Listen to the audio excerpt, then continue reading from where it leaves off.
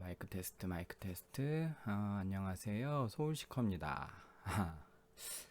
어, 타키온 메모리 오버클럭 관련해서 오늘 이제 방송을 좀 시작할 건데요. 저번에 CPU 오버클럭에 대해서 방송 올리고 그때 CPU만 설명하는데 거의 1시간 정도 걸렸어요. 지금 이제 메모리 오버클럭이 더 오래 걸릴 것 같은데, 일단 지금 보드는 Z690 타키온 보드 사용하고 있고요. 메모리는 클레브램 보여드릴게요. 잠깐만요. 네, 메모리는 클레브램이고 지금 오버클럭 안 돼 있는 상태, 순정 상태고요. 4800에 뭔지는 안 나오는구나. 아니다.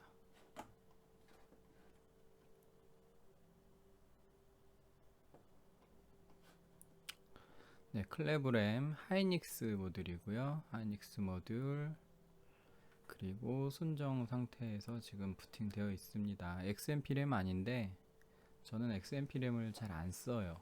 왜냐면은 현재는 지금 DDR5 시장에서 DDR4 시절 때처럼 삼성 B다이램이라는 존재가 아직 없어요.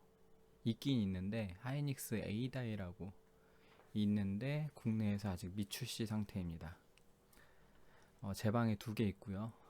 미출시지만 중국에서 넘어온 제품으로 제 방에 2개 있는데, 아무튼 일반적으로 오버클럭 하시는 분들이 사용할 수 있는 제품으로 오버클럭 시연을 한번 해보려고 합니다. 그래서 클레브램이 하이닉스 중 모듈 램 중에는 저렴한 편이고, 이거보다 더 싼 하이닉스는 하이닉스 베이스로 나온 녹색 하금치라 그러죠. 녹색 시금치, 하금치밖에 없는데 저는 개인적으로 하금치보다 흑금치, 클레브 흑금치를 추천해요. 왜냐면 가격 차이가, 클레브램이 아직 살짝 비싼 정도인데 라이프 워런티예요. 하금치는 라이프 워런티가 아닙니다. AS 기간이 제가 알기로 하이닉스 램은 1년 3개월 정도. 그마저도 그게 정품인지 아닌지 몰라요. 그 에이스 센터에서 에이스를 해줄지 안 해줄진 저도 잘 모르겠습니다. 그렇기 때문에 그냥 AS 확실한 라이프 워런티인 흑금치 클레브램을 사는 게 더 제가 추천하고요. 이걸 왜 AS 가지고 추천하냐면, 제가 벌써 램을 많이 고장이 나서 AS를 보냈었습니다. DDR5가 아직은 생각보다 고장이 잘 나요. 예전에 DDR4 때는 램이 고장이 잘 안 나서 그냥 뭐 삼성 시금치도 뭐 병행 수입이니 뭐니 하는 거 다 갖다가만 장터에서 팔리고, 뭐 그냥 삼성 다나와에서 구매하면, 삼성램 구매하면은 그냥 병행 수입 램으로 오는 경우가 많았거든요. 그런데 DDR5에서는 고장 날 거를 대비해야 됩니다. 생각보다 고장률이 높아요. XMP램도 예전에 한번 삼성 XMP램, 삼성 모듈인 XMP램을 고장나서 AS 보낸 적이 있고요. DDR5 램입니다. 아무튼 클레브램을 추천을 드리고, 지금은 가성비가 제일 좋아요. 웬만한 XMP램도 하이닉스 모듈이면은 이 클레브램이랑 비슷하게 오버클럭이 들어갑니다. 그러니까 얘 사서 방열판 씌우는 거랑 다를 바가 없고, 근데 RGB 필요하시면 뭐 XMP램을 비싼 돈 주고 사는 것도 나쁘진 않은데, 클레브램 사셔서 RGB 달린 방열판 쓰셔도 되고요. 그리고 방열판 얘기가 나와서 하는 말인데, DDR5는 온도가 높습니다. 지금 이게 4800 클럭에 CL40 기본 클럭이긴 한데, 한번 본도 보여드릴까요? 지금 순정 상태에서 그렇게 높진 않은데, 우리가 오버클럭을 하게 되면은 클럭이 매우 높기 때문에 엄청나게 올라가요, 온도가. 지금 방열판 안 되어 있습니다. 방열판 안 되어 있고 120 팬으로 스파클링 중인데, 잠깐 팬을 제가 좀 뺄게요. 자, 펜을 좀 빼고 여기 보이시나요? 여기 SPD 허브 템퍼러처라고 되어 있는 부분이 지금 메모리 온도인데 하나 두 개인데 자, TM5 한번 돌려보겠습니다.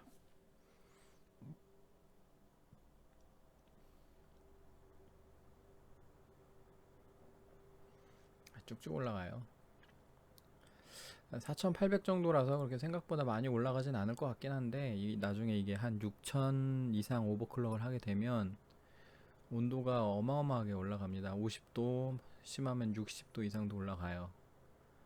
그렇기 때문에 온도를 좀 대비를 하시는 거를 추천드려요. 사실 60도 이상에서 안정화 본 적도 있어요. 안정적으로 안정화 툴 잘 돌린 적도 있긴 한데 근데 온도가 낮을수록 난이도가 낮아집니다. 오버클럭 난이도가 온도가 낮을수록 낮아져요. 그거에 대한 설명은 제가 시간이 넉넉하면 설명드리겠습니다. 일단 그냥 적당히 해도 40도는 넘을 것 같죠? 계속 올라갑니다. 지금 케이스가 오픈 케이스고요. 그래서 오픈 케이스가 아닌 일반 케이스, 폐쇄된 케이스에서 돌리시면 온도가 더 높을 수 있어요. 저는 오픈 케이스를 쓰기 때문에 그 정도 차이가 있을 수 있다는 거 좀 감안해 주시고 이거보다 온도가 높을 거다. 그러면 이제 쿨링은 어떻게 해야 되냐를 좀 먼저 얘기를 하고 들어갈게요. 쿨링을 어떻게 해야 되냐면은 메모리 쿨링하는 방법은 두 가지가 있어요. 하나는 방열판, 그리고 다른 하나는 스팟 쿨링이라 그래서 램에다가 그냥 직접적으로 바람을 쐬주는 거예요. 뭐 바람 쐬주는 방법은 여러 가지 있겠죠. 그냥 뭐 팬, 쿨링 팬 달아줘도 되고요. 아니면 뭐 에어컨을 튼다거나 아니면 선풍기로 쏜다거나 제가 다 해봤습니다. 아니면 서큘레이터 뭐 달아본 적도 있고요. 아니면 클립형 선풍기 이런 것도 해봤고. 아무튼 어떻게든 시원하게만 해주면 돼요. 뭐가 더 효과적이냐고 하면 저는 개인적으로 두 개 다 하는 걸 추천드리고요. 그럼에도 불구하고 하나만 하겠다 하면은 개인적으로 스파 쿨링이 더 우선시 됩니다. 왜냐면 방열판을 장착을 했을 때는 방열 면적을 늘려주는 거예요. 그래서 온도가 램에서 발생한 온도가 방열판으로 들어가서 면적만 늘어나는 건데 그 면적에 해당하는 열 해소가 안 되면은 온도가 계속 방열판이 모으고 있어요. 그러다 보니 더 뜨거워집니다. 방열판 안 달았을 때보다 더 뜨거워질 수도 있어요. 예전에 DDR4에서 립조스 램 아시는 분 계실까요? 그 립조스 기본 검은색 램인데 그 램이 방열판을 떼버리면 온도가 더 떨어져요. 똑같습니다. 이거 그냥 방열판 달아, 뭐 싸구려 방열판 달아가지고 스파클링 안 하면은 안 다는 것보다 더 뜨거워질 수도 있어요. 그렇기 때문에 개인적으로 스파클링은 꼭 해줘야 된다. 열 해소를 시켜줘야 돼요. 면적만 늘릴 게 아니라 열 해소를 계속 시켜줘야 되고 개 중에 열 해소가 생각보다 잘 되는 방열판이 있는데 지금 품절이에요. 많이들 요즘 많이들 찾으시는데 드라군 N422 방열판이라고 시그마텍에서 출시한 방열판이 저희 집에 있습니다. 근데 요새 잘 안 써요. 스파클링만 달아두는 경우가 많아요. 제가 램 교체를 워낙에 많이 하다 보니까 아무튼 뭐 그런 게 있다 정도. 너무 과스펙이긴 합니다. 시그마텍 그 드라군 방열판은 과스펙이에요. 과스펙. 외관이 그렇게 이쁘지도 않고 사실 드라군 정도면 스파클링 안 하고 써도 되는데 근데 외관이 이뻐야 스파클링을 안 하고 쓰죠. 외관이 그렇게 이쁜 방열판은 아닙니다. RGB도 없고. 레몬도 지금 계속 올라가죠. 이제 이게 그래프상으로 좀 평평해진다 하면은 많이 올라간 거예요. 이제 더 안 올라갈 수도 있고요.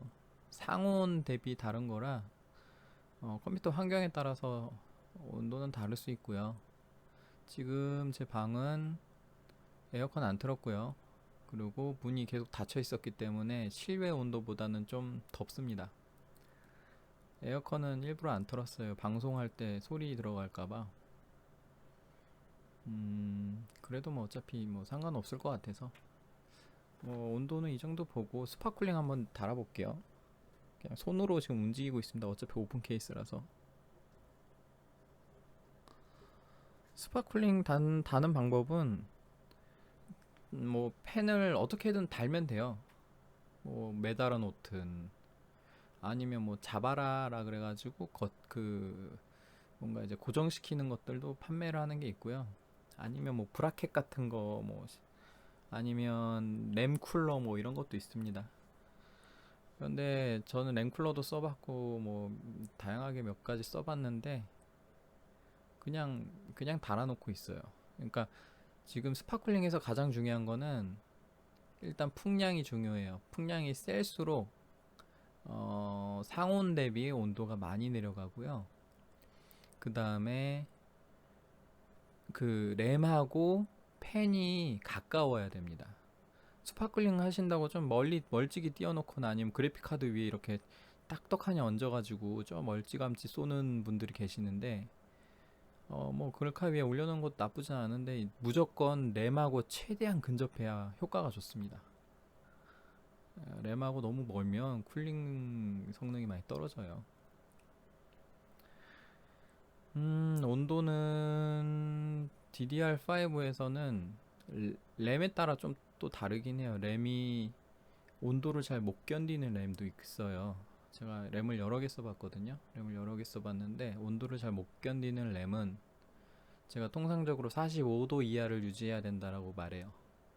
그 정도 온도가 돼야 그 온도를 좀 못 견디는 램도 어느 정도 안정적으로 오버클럭이 들어가고요. 근데 제가 요새 뭐 여러 가지 수율 테스트를 한다거나 이런 걸 해봤을 때 대체로 일단 50도 정도만 유지하면 50도 정도만 유지하면 안정적으로 되는 것 같아요. 많은 다량의 샘플들이 50도를 넘겨도 되는 경우도 많고요. 뭐 난이도에 따라서 좀 다르겠지만 사실 지금 돌아가는 건 전압이 1.1V입니다. 전압 많이 주지 않았어요. 많이 주지 않았는데 43도, 44도, 45도 가까이 올라왔죠. 전압을 주면 더 올라갑니다. 60도 뭐 이렇게 올라가는데 전압을 안 줘도 클럭이 높아지면은 온도가 많이 올라가요. 그렇기 때문에 개인적으로는 스파클링은 무조건 해야 된다 라고 생각하시면 되고, 저 같은 경우 녹투아 제가 쓰는 건 녹투아 120mm 펜 그냥 달아놓고 있습니다. 그냥 대롱대롱 매달려서 그냥 뭐 어디든 올려놓으면 돼요. 램만 잘 바람 맞게 올려놓고 최대한 가까이 붙여놓으면은 됩니다. 제가 카메라가 없어요. 보여드릴 수가 없어요. 제가 별로 얼굴 출연하고 싶지 않기 때문에 그래서 일단은 컴퓨터 화면과 마이크로만 촬영을 하고 있기 때문에 지금 제가 이거를 보여드릴 수는 없고, 그냥 최대한 가까이 붙이시고 떼봤다가 붙였다가 해보시면 아실 거예요. 그냥 가까이 대면은 온도를 잘 잡는구나. 잡설이 좀 길었습니다. TM5 돌렸을 때 이 정도 온도 좀 더 내려갈 것 같긴 해요. 일단 아무튼 시간이 오래 걸리니까 중단하겠습니다. 이제 오버클럭을 들어갈 건데, 이 4800이라는 숫자는 이제 클럭이고요.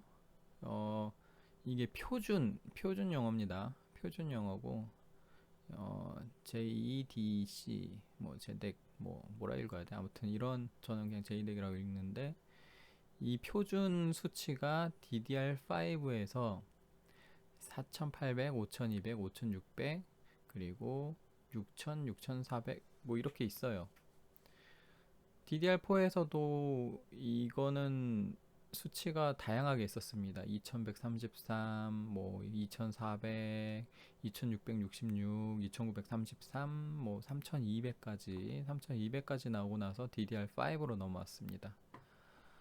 비슷한 개념이에요. DDR5로 올라오면서 기어 2 혹은 IF 1대2, 사실상 이건 좀 설명이 나중에 더 필요한데, 아무튼 클럭을 두 개 클럭을 하나로 보는 그런 기술이 적용됐어요.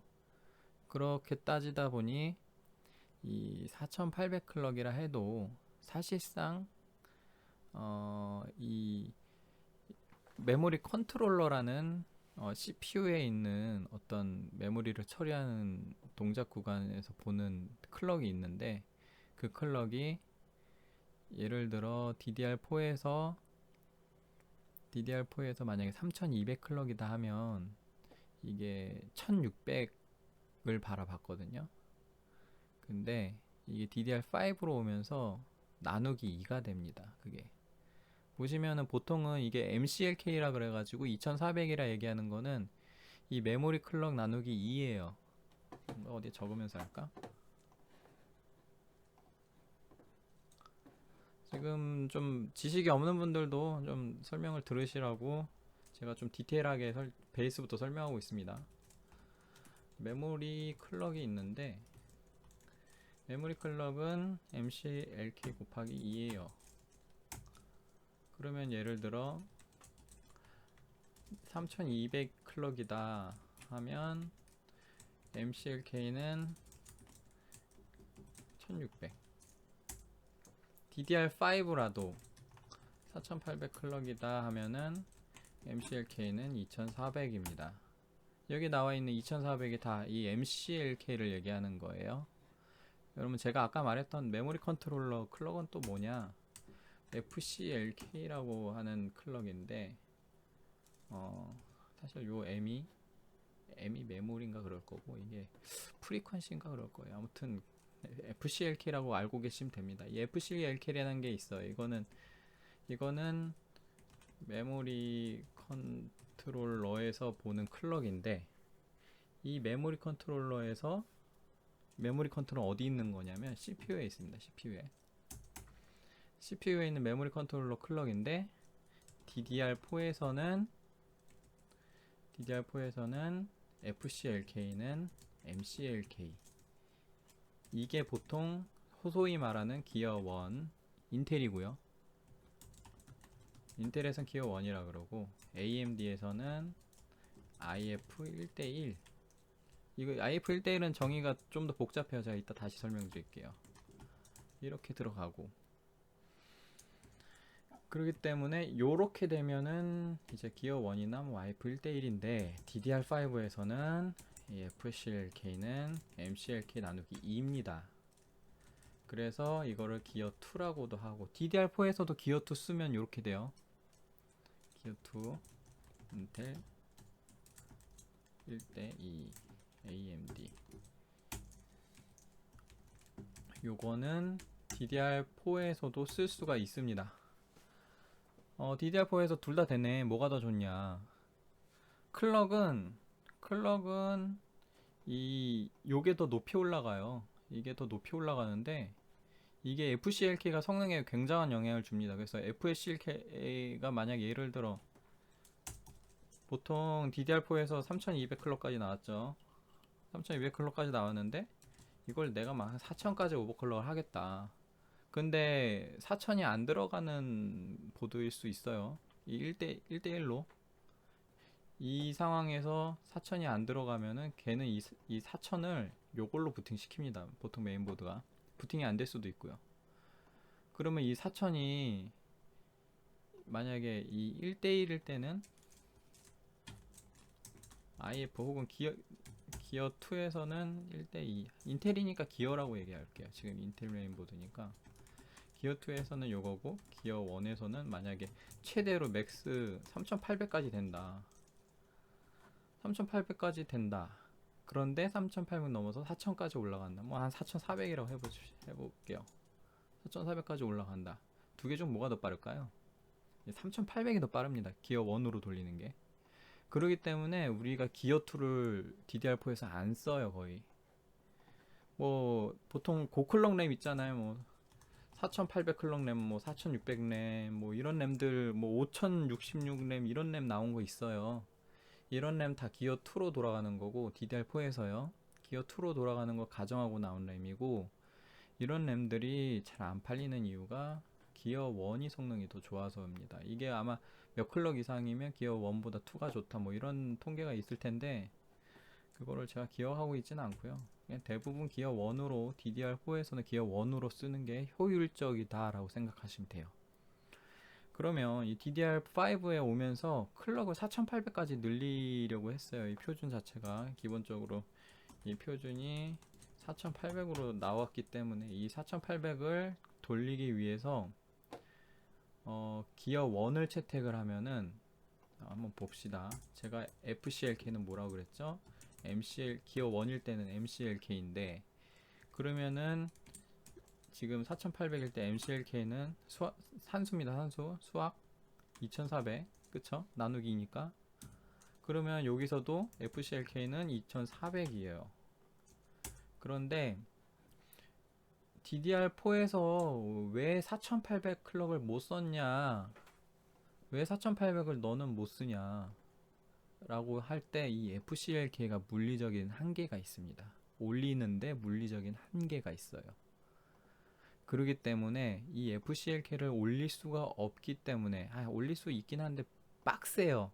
제가 올려봤어요. 4800 클럭 2400까지도 올려봤고 더 올려봤습니다. 근데 보드가 부들부들 떨 정도가 느껴질 정도로 의인화해서 표현하면 보드가 나 살려달라고 외치는 소리가 들릴 정도로 무리가 갑니다.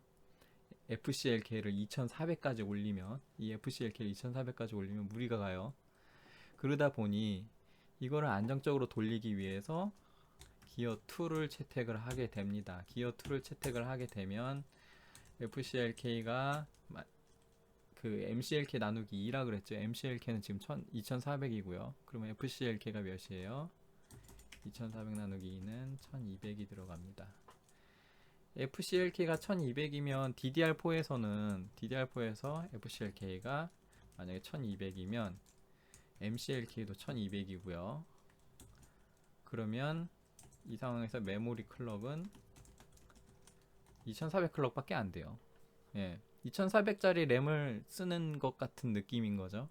DDR4에서 몇 가지 나왔어요? 3200까지 나왔죠? 3200의 FCLK는 1600이죠. 1600.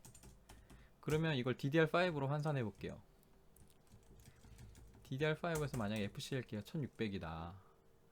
그러면 MCLK는 몇이다? MCLK 요거 곱셈 나눗셈 할 줄 아시죠? 방정식 요거를 양변에 2를 곱하면 요거 없어지죠?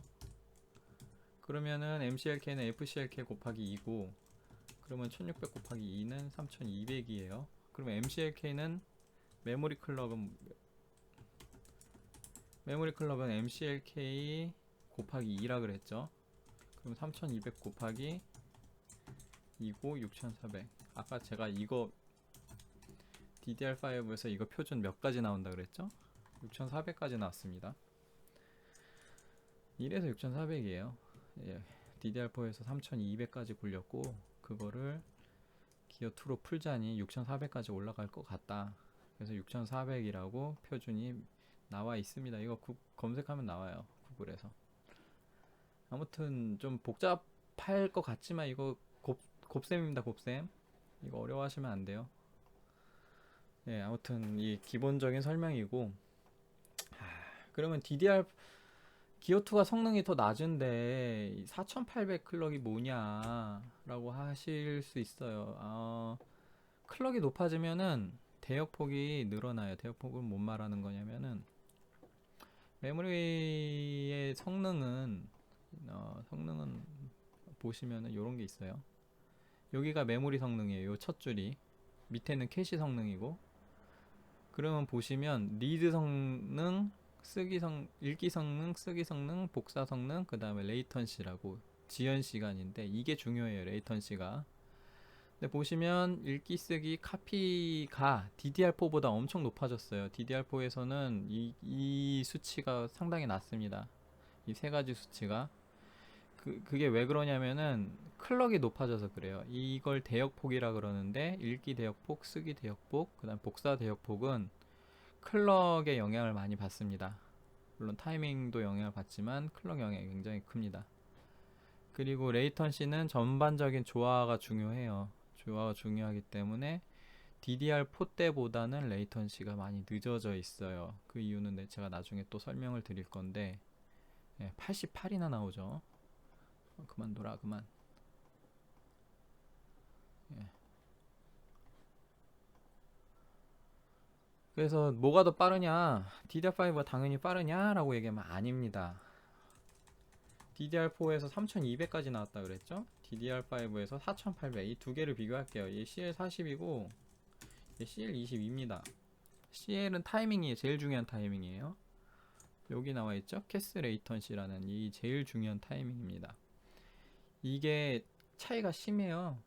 클럭은 1.5배밖에 안 올라갔는데 타이밍이 거의 2배가 됐죠. 이게 낮을수록 좋습니다. 낮을수록 좋은데 2배가 됐다는 거는 성능이, CL 속도가 절반으로 뚝 떨어졌다는 소리예요. CL만. 사실 클럭이랑 이게 곱해서 봐야 됩니다. 아무튼 정확히 절반은 아닌데, 그러면은 CL이 너무 많이 풀렸다라고 사람들이 많이 얘기해요.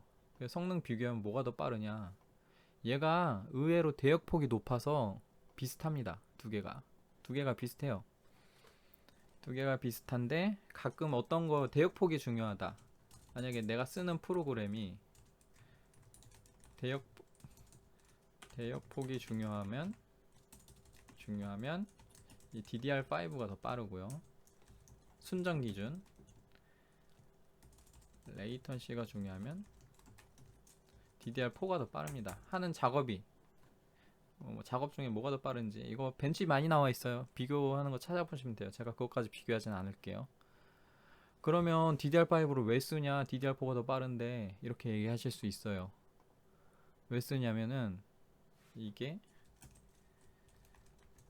DDR5가 가격이 엄청 비싸죠. 지금 DDR4에 비해서는 엄청 비싼 겁니다. 엄청 비싼데 제가 왜 DDR5를 쓰는 거를 추천하냐면, 비싼데 싸요. 그게 무슨 말이냐, 언제 싸냐면 오버클럭 할 때. 오버클럭 안 하고 순정으로 쓰실 분은 요 두 개 중에 뭐 쓰냐면 DDR4 쓰세요. 제가 그렇게 추천드립니다. DDR4가 가격 대비 성능이 좋아요, 순정 상태에서. 그런데 만약에 내가 DDR4 쓸 때 만약에 XMP 램을 쓰거나 혹은 오버클럭을 했다. XMP나 오버클럭을 한 유저들은 DDR5에서 만약에 오버클럭을 하게 되면 가성비가 얘가 더 좋아집니다. 예, 진짜로요. 가성비가 얘가 더 좋아져요. 왜냐면은 오버클럭이 얼마나 잘 들어갈까라고 하는 그 정도의 차이를 보통 헤드룸이라고 얘기하는데, 이 헤드룸이 DDR5가 매우 높아요. DDR4보다. DDR4에는 B다이가 있어요. 삼성 B다이. DDR4 삼성 B다이. 이 삼성 B다이로 뭐 4000에 CL14 뭐 요게 지금 수율상으로 제일 좋은 램이 4000에 CL14와 4800에 CL17 램이 두 개가 아직까진 제일 좋거든요. 제가 이거 두 개 다 써봤거든요. 이 두 개로 최대한 오버한 것보다 DDR5로 최대한 오버한 게 더 빠릅니다. 정말로요. 삼성 B다이로 최대한 한 것보다 DDR5로 최대한 한 게 더 빨라요. 근데 가격은 비싸지 않느냐라고 보시면, DDR5 램은 기본 일단 16기가 베이스로 많이 나와요. 16기가. 그 16기가 곱하기 2개. DDR4를 만약에 16기가 곱하기 2로 보면, 이거 다 나와 열어서 보여드릴까? 일단은 제가 준비한 게 있어서 나중에 보여드릴게요. 이 두 개 가격 비교하면 얘가 더 싸요. B다이 기준으로. 삼성 B다이 기준으로. 지금 클레브램 흑금치 이거 한 13만원? 개당. 특가로 구하면, 제가 예전에도 한번 예전 방송에도 한번 얘기한 적 있지만, 특가로 구하면 11만원대 구할 수 있습니다. 근데 지금 거의 품절일 거예요. 예.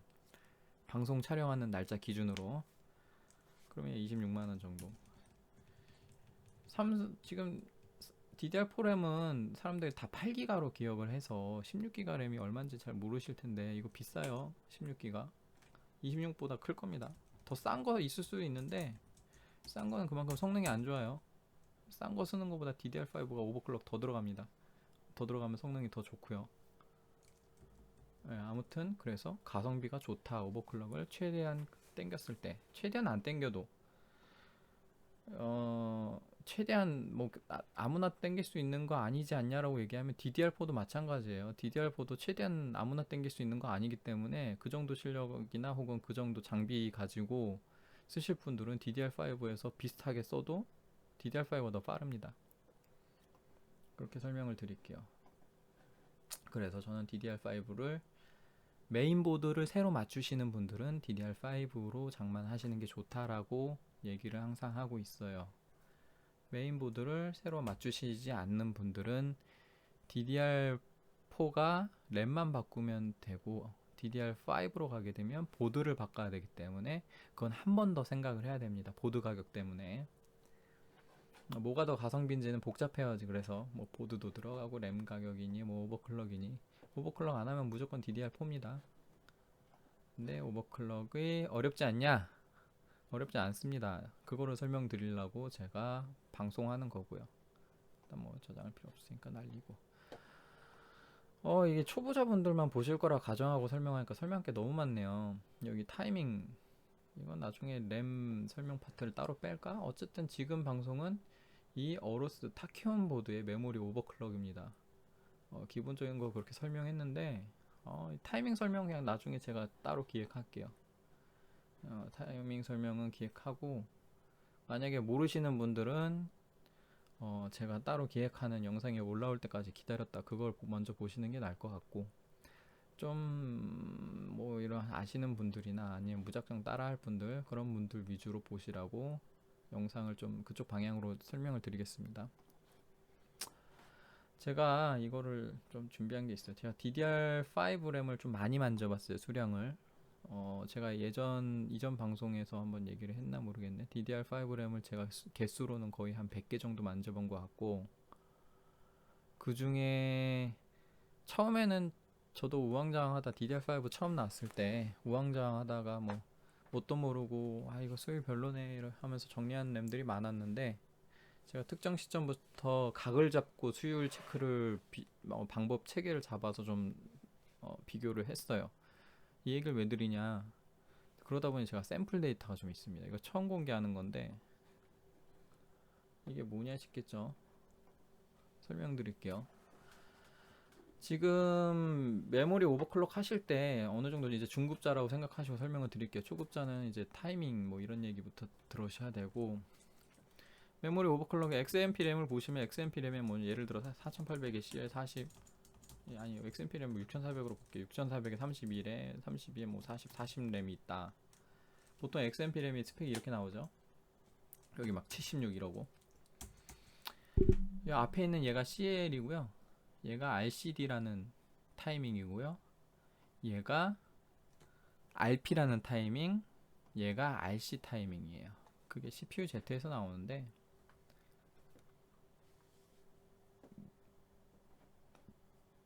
자, 메모리 CL, RCD, RP, 그 다음에 RC가 아니라 RAS구나. RAS. 예. XMP 램에 RC는 아직 없어요. 네. 보통 이 4개만 잡아줍니다. XMP 램 쓰면 타이밍이 이 4개만 잡아주기 때문에 실제 뭐 BXMP 램보다 성능이 그렇게 많이 좋아지지 않을 수도 있어요. 세부 램 타이밍까지 같이 잡아줘야 성능이 좋아지긴 하는데, 아무튼 XMP 램이 뭐 요렇게 되어 있는데, 그 중에 DDR5에서는 RCD랑 RP 그 타이밍은 거의 같이 갑니다. 그냥 같이 쓰시면 돼요. 그리고 인텔 오버클럭에서 RAS 라스 타이밍은 별로 중요하지가 않아요. 그냥 돌아가는 대로 돌아가거든요. 그러니까 타이밍을 막 크게 넣어도 막 100몇 넣어도 100, 뭐 110 뭐 이렇게 넣어도 142 넣어도 이 타이밍이 이 RC 타이밍 142라고 적은 것보다 더 빨리 끝나면은 그냥 끝나고 다음으로 넘어가 버려요. 그래서 이건 중요하지 않은데, 근데 이상하게 이 타이밍을 줄이면 리드 성능이 아까 리드 대역폭이 올라가요. 읽기 대역폭이. 그래서 지금 인텔 DDR5 보드 12세대 오버클럭을 초창기에 진행했던 사람들이 찾아낸 게 CL 값하고 비슷하게 넣으면 들어가네 라고 해서 보통은 라스를 CL이랑 맞춥니다. 이게 정석은 아니에요. 이거 정석은 아닌데 이게 왜 되는지 모르겠는데, 뭐 메모리 컨트롤러가 뭐 지금 DDR5로 오면서 두 개로 늘어났거든요. 그것 때문이 아닌가라고 제가 추측은 하고 있습니다. 이거 더 줄일 수 있어요. 뭐 줄여봤는데 뭐 한 두 개나 네 개 정도는 더 줄일 수 있는데 너무 많이 줄일 수는 없습니다. 그래서 보통은 라스는 그냥 CL이랑 같이 쓴다. 이게 인텔 12세대 기준으로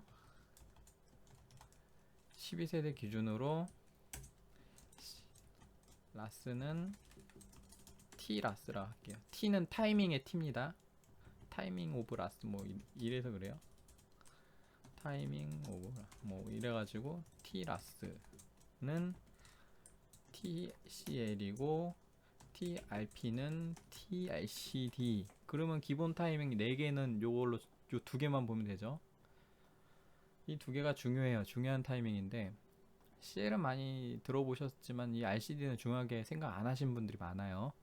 그런데 만약에 메모리 오버클럭에 클럭을 막 올리는데 클럭이 잘 안 올라가. 그러시는 분들이 많이 놓치시는 게 요 RCD 값입니다. 이 RCD가 클럭에 올리는데 굉장한 영향을 많이 줘요.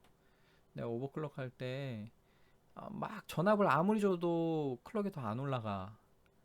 그럴 때 얘가 문제일 확률이 굉장히 높습니다. 이거 중요해요. 이거 전압이랑 별 영향이 없어서 더 문제예요. 내가 만약에 클럭을 DDR4도 마찬가지입니다. DDR4도 마찬가지고 DDR4에서 막 3008 아까 사례가 있었어요. 삼성 시금치로 3800을 클럭을 넣었는데 K사존에서 어떤 분이 에러가 한 6주기 돌렸는데 에러가 몇 개 나오더라.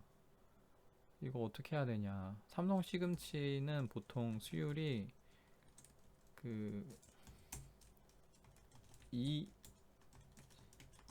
이거랑 XMP 램 이 두 종류 보신 적 있으세요? 이거 얘 XMP 램으로도 있고 국민 오버로도 많이 알려진 값이에요. 이거 삼성 시금치로 대부분 들어가는 값입니다. 오버클럭 할 때 대부분 들어가는 값인데 이게 왜 18이고 얘가 왜 22인지 알아야 돼요. 이거 거의 한 개까지 조인 겁니다. 이거. 근데 그분이 아까 K사전에서 봤던 글 중에 하나가 3800 클럭을 넣었대요. 시금치 3800 흔하게 들어가는 건 아닌데 3800을 넣었고 CL이 몇이었더라? 18이었나? 그런데 RCD가 22 뭐 이랬어요. 16이었나? 18이었나? 아무튼 RCD 값이 22예요. 근데 에러가 난대요. 당연히 에러가 나겠죠. 딱 보고 알았어요. 3600에서 20인데 이걸 3800으로 22 넣으면 안 들어가요. 네, 이게 클럭이랑 영향이 큽니다. RCD 값이 클럭이랑 상관관계가 있어요. 제가 이따 설명드릴 거예요. 클럭이 올라가면 RCD는 풀려야 돼요. 만약에 3200에서 18이 거의 한 개 값이기 때문에 3600까지 올리면서 22까지 올린 겁니다. 이거를 뭐 그냥 숫자로만 봐도 여기에서 여기까지 4개 올랐고 지금 400 클럭 올랐죠. 그러면 3800까지 올리려면 이거 두 개 올려야죠. 이렇게 사실상 이게 그냥 이렇게 100당 1은 아닌데 제가 24로 해보라고 제안을 드렸어요. 다른 분들은 뭐 전압 넣으라니 뭐 전압 더 넣으라니 뭐 그런 조언들이 있었는데 제가 24로 해봐라 했더니 바로 그냥 24 잘 돌아간다고 댓글 달리더라고요. 아무튼 RCD가 중요합니다. RCD의 중요성을 얘기를 드리려고. RCD는 클럭이랑 상관이 있어요. 그리고 전압이랑 상관이 좀 아예 없진 않지만 거의 없습니다. 전압은 무슨 전압이냐? 램 전압. 제가 VDD라 얘기할 거예요. 램 전압은 이 RCD 수율 먼저 볼게요. RCD 수율이라고 있는데 제가 너무 계속 어려운 얘기만 드리는 것 같아요. 지금 멘붕이 많이 오실 것 같은데 램 타이밍은 두 종이 있습니다. 한 개는 뭐냐, 한 클럭당 하나의 처리를, 한 클럭당 아니지 n 클럭이라 할게요. n 클럭당 한 개의 처리를 하는 타이밍이 있고, 특정 n 나노세컨드당 한 처리를 하는 타이밍이 있어요. 요거는 현실 세계 시간 베이스고요. 요거는 딱 클럭 베이스입니다. 타이밍이 두 종류가 있는데 RCD는 CL도 그렇고 RCD도 여기에 속해요. CL이랑 RCD가 둘 다 여기에 속합니다. 그래가지고 왜 자꾸 지워지지?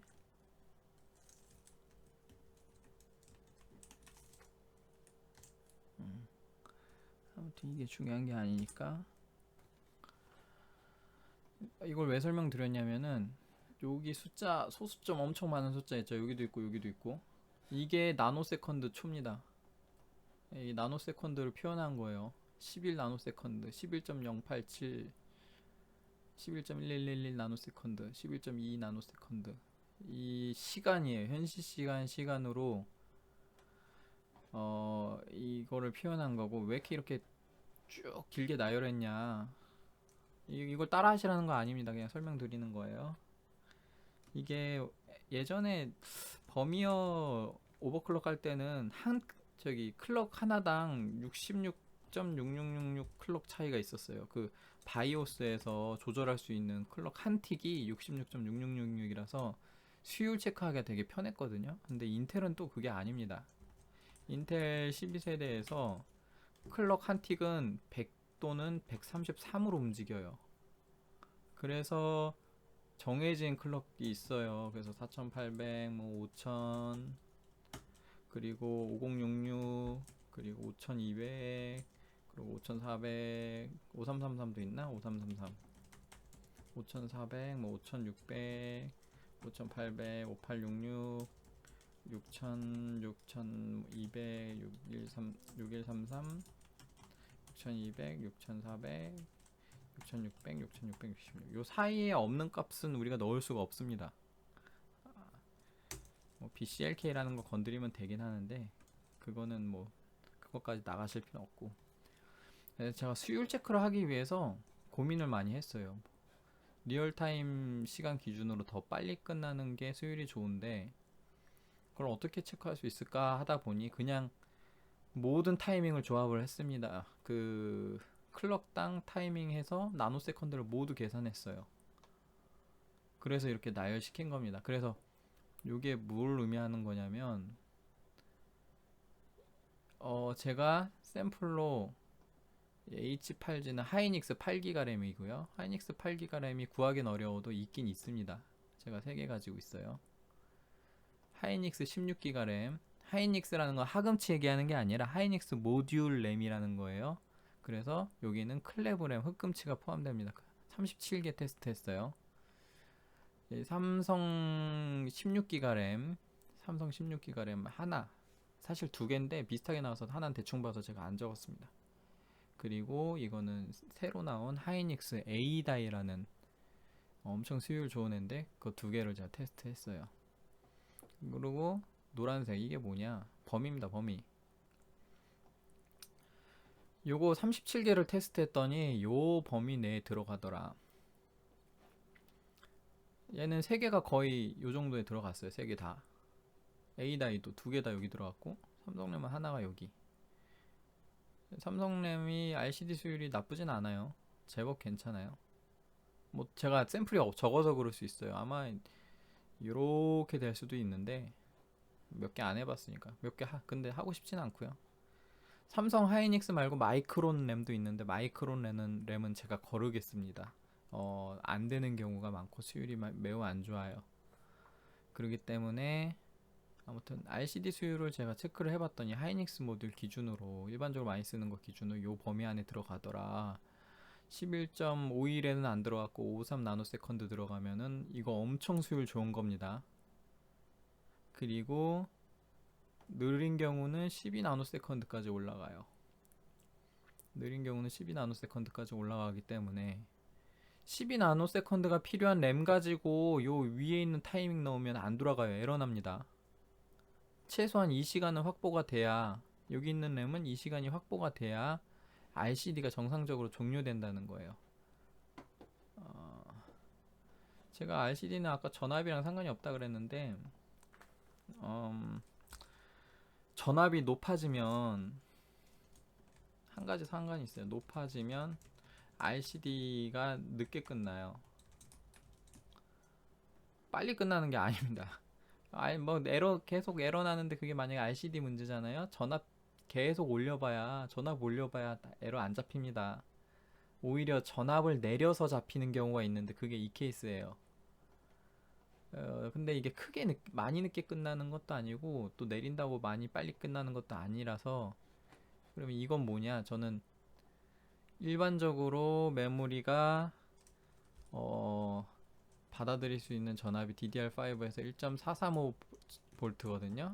램 전압이 1.435V 기준으로 잡은 겁니다. 1.435 정도는 넣고 써보세요. 이거보다 더 키우려면은 전압 언락이라는 걸 해야 되는데 락을 풀어야 돼요. 락을 풀게 되면은 이제 오버클럭 난이도가 떡상합니다. 떡상. 그래서 일단 요걸로 기준으로 설명을 드릴게요. 언락 하실 분 하셔도 되는데 제가 원리를 설명드릴 거니까 그건 재량껏 하시면 되고, 아무튼 이 전압 기준으로 요 범위 안에 들고 밑에 있는 램으로 위에 있는 클럭을 넣으면 안 들어간다.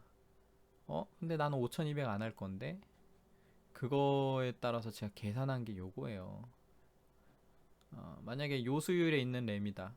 내가 지금 쓰고 있는 램이 요 수율에 있는 램이면 만약에 6800 클럭을 넣었을 때, 이게 숫자 잘못됐네. 6800 클럭을 넣었을 때 39.29 타이밍까지는 버틴다는 거예요. 그 말은 40을 넣으면 이거 정상 동작 한다는 겁니다. DDR5에서는 웬만하면 타이밍을 2개 단위로 조작하시는 게 좋아요. 1개 단위로 넣어도 2개 단위로 동작을 할 확률이 높습니다. 왜냐면 아까 얘기했던 것처럼 기어 2기 때문에. 그러니까 38에서 39 사이에 있는 램은 전부 다 40으로 동작해요.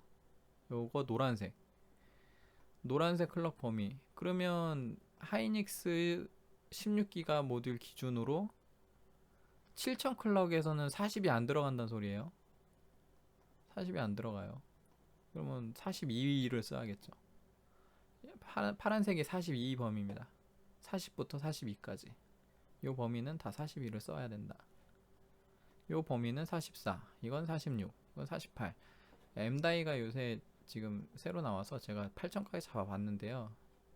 근데 하이닉스 램 기준으로 여기는 못 쓰는 수치고, 사실상 저는 요거 계산해서 씁니다. 계산식인데, 예를 들어 내 6000 클럭을 쓸 거다.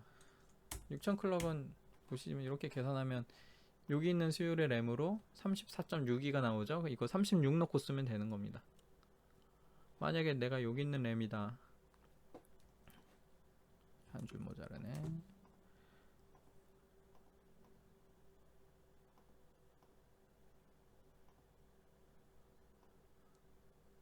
왜 수치가 비슷하구나. 여기 있는 램을 쓰면은 내가 이걸 6000 클럭에서 오버클럭 할 때 몇 가지 RCD를 넣을 수 있을까라고 계산하면은 36까지 넣을 수 있어요. 6000에 36. 웬만한 수율에 6000, 36 다 들어간다는 소리예요. RCD. 웬만한 수율에서 6000에 36은 다 들어가고, 하이닉스 기준으로 6200에 38, 6400에 38 초과했으니까 40 쓰셔야 돼요. 그리고 6600에 또 40,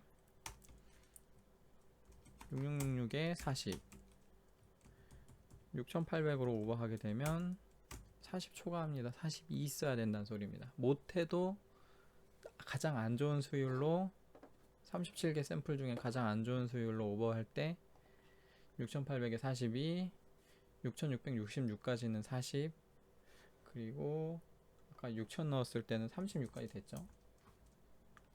그 사이는 뭐 6400은 6400도 일단 40을 추천하고, 그럼 6400은 38로 쓰고 싶으면 내 수율이 어느 정도 되어야 되냐, 요거 내 수율이 요 범위 중에 여기쯤 와 있으면은 요거 써셔도 돼요.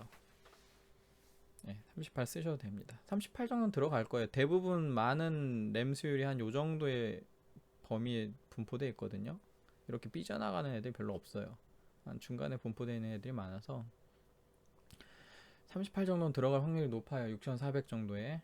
근데 만약에 38로 아무래도 매로가 계속 난다 그러면 이거 40으로 풀어보세요. 40으로 풀어서 되면은 그 RCD 문제입니다. 근데 안 되면은 다른 문제일 수 있고요. 아무튼 RCD에 대한 설명입니다. 이거 되게 뭐 아니 난 이렇게까지 해야 돼 라고 얘기하실 수 있어서 그거에 대해서 제가 정리한 게 있어요. 그거 보여드릴 건데, 이거 예전에 제가 썼던 글입니다. MSI 보드에서 성공률 높은 전압 램타 세팅입니다. 이거 여기서 제가 제시하는 램타가 있어요. 요런 램타가 있는데 이 램타가 이 데이터 기반으로 만들어진 겁니다. 요거 기준으로, 좋은 거 말고 가장 안 좋은 거 기준으로. 그러면 안 좋은 거 기준으로 이 정도 램타 넣으면 다 들어가네, 그거예요. MSI 보드가 아니더라도 이 램 타이밍은 DDR5 12세대, 인텔 12세대에서는 모두 적용 가능합니다. VDD 포함해서. 요거는 MSI만 적용돼요. 여기 제가 전압 순위 나열한 거는 MSI만 적용되고, ASUS나 기가바이트는 요거는 해당 사항이 없어요. 그거를 제가 이제 설명드릴 거예요, 이 유튜브에서. 근데 아무튼 램 타이밍은 그냥 제가 이것도 설명드릴 건데, 여긴 다 똑같은 원리예요. 똑같은 원리로 요렇게 시간 나열을 했을 때 요게 하이닉스 16기가 몇 개 더 했어요. 요게 43개고 샘플이, 그 중에 하이닉스 기준으로 요렇게 분포돼 있어요. 하이닉스 8기가가 좀 잘 들어가죠. 제가 샘플이 3개밖에 없는데 요렇게 들어갑니다. 그냥 쭉 그었어요. A다이는 하나 요거 하나 요거, 그래서 쭉 그었고요. 삼성이 전압 수율이 하이닉스보다 안 좋아요. 밑에 있죠.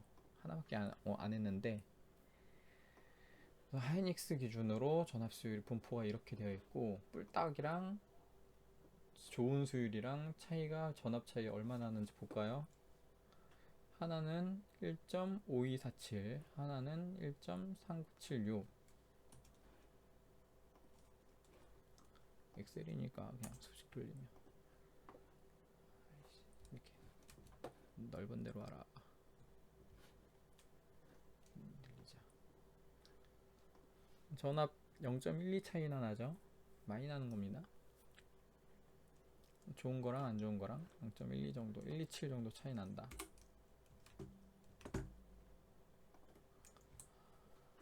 그래서 1.435 기준으로 6800일 때 요 정도 와야지 내가 6800 CL32를 6800에 CL32를 1.435V 넣으려면 램 수율이 여기쯤 와야 돼요.